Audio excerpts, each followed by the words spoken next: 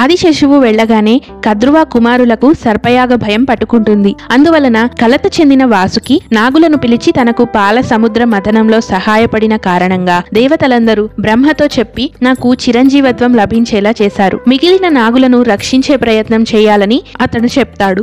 అది విని ఏలాపుత్రుడు అనే పాము, అమ్మ శాపమిచ్చే సమయంలో నేను అమ్మ ఒడిలో పడుకుని దేవతల మాటలు విన్నాను. దేవతలంతా బ్రహ్మదేవ ఏమాత్రం దయలేకుండా కద్రువ కుమారులకు శాపమిచ్చింది, దీనికి విమోచన లేదా అన్నారు. బ్రహ్మదేవుడు దేవతలతో పాములు లోకానికి హాని చేస్తాయి కనుక ఈ శాపం మంచిదే, అయినా మంచి సర్పాలను రక్షించే ప్రయత్నం జరత్కారువు దంపతులకు పుట్టిన ఆస్తికుడు చేస్తాడు అని దేవతలు చెప్పగా విన్నాను అని చెబుతుంది ఆ పాము. ఆ తర్వాత వాసుకి తన సోదరి జరత్కారువుని వివాహమాడటానికి జరత్కారుని కోసం ఎదురు చూస్తున్నారు. జరత్కారువు ఒక ముని. అతడు వివాహం చేసుకోకుండా బ్రహ్మచర్య వ్రతాన్ని పాటిస్తున్నాడు. ఒకరోజు ఒక మడుగు సమీపంలో ఎలుకలు కొరకగా మిగిలిన 2 రెల్లు దుబ్బులను చూస్తాడు. వాటిని ఆధారం చేసుకొని వేలాడుతున్న ఋషులను చూసి, మహాత్ములారా ఇలా తలకిందులుగా ఎందుకు వేలాడుతున్నారు, ఇదేమి తపస్సు అని అడిగాడు.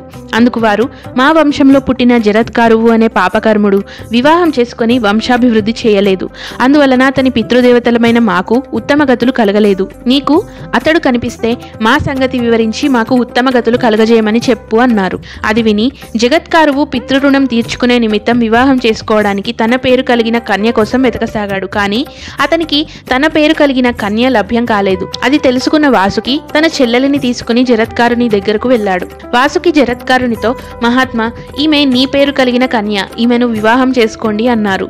అందుకు సమ్మతించిన జగత్కారువు వివాహం చేసుకుంటాడు.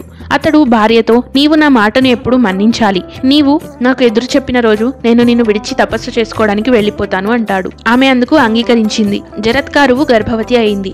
ఒకరోజు సంధ్యావందనం చేసుకునే సమయం అయిందని తన తొడపై తలపెట్టి నిద్రిస్తున్న భర్తను నిద్రలేపి చెప్పింది. అందుకు జరత్కారుడు కోపించి, నన్ను నిద్రలేపి అవమానించావు కనుక మన ఒప్పందం ప్రకారం నేను నిన్ను విడిచి తపస్సుకు వెళతాను, నీవు నీ అన్న వాసుకి దగ్గరకు వెళ్ళు అన్నాడు. జగత్కారువు వాసుకి ఇంటికి వెళ్ళింది. వాసుకి ఇంటికి చేరిన జగత్కారువు ఆస్తికునికి జన్మ ఇచ్చింది. ఆస్తికుడు చ్యవన మహర్షి కుమారుడైన ప్రమతి వద్ద విద్యాభ్యాసం చేశాడు.